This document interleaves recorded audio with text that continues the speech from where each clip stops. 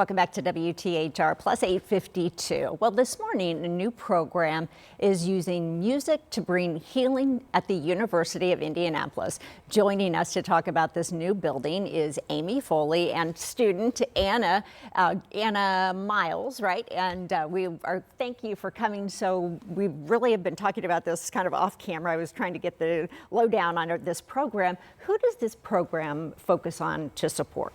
Yeah, so we've got students who are training to become music therapists, and at the University of Indianapolis, we now opened a music therapy center for the community members to be able to engage in services on our campus.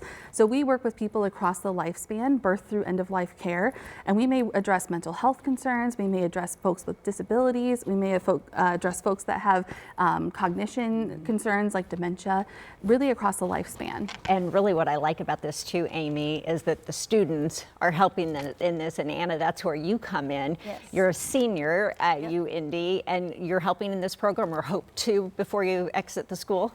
So I'm actually having my final practicum at the center right now and working with a client with Professor Foley supervising me. So it's interesting, you went through school almost all 4 years without this center and without the teaching ability. So I imagine this changes everything. Yeah, it's really neat. It's obviously very convenient, and it's also really cool because in other practicum placements, we're getting placed in the middle of the therapeutic process that's already been established between a therapist and a client. And now I get to see what it's like from the very beginning, like intake into termination, which is something that a lot of students don't get to experience. Yeah, that really is, Amy. It's really hands-on. Yes. The center opened in January, but you're really just trying to get the word out to the public, to the community.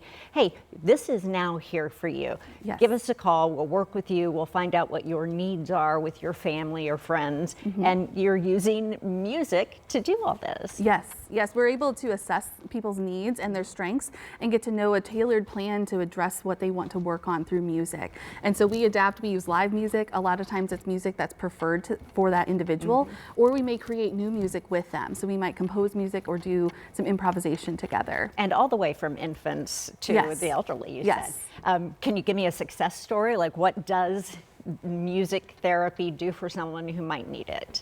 Sure. So I have a lot of experience working with folks, youth with disabilities, and when we engage together, we might be able to enhance social skills. So we might be using instruments and practicing taking turns, practicing sharing, working on sharing communication between each other, all within a group setting while we're engaging in active music making.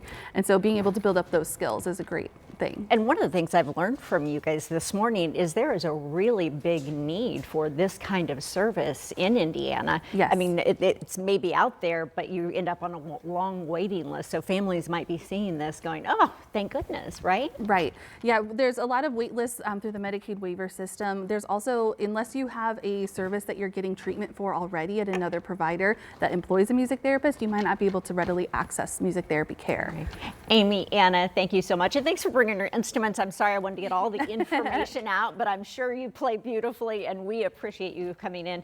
And we'll put all of this information up for you on our website as well about this music therapy center. We'll be right back.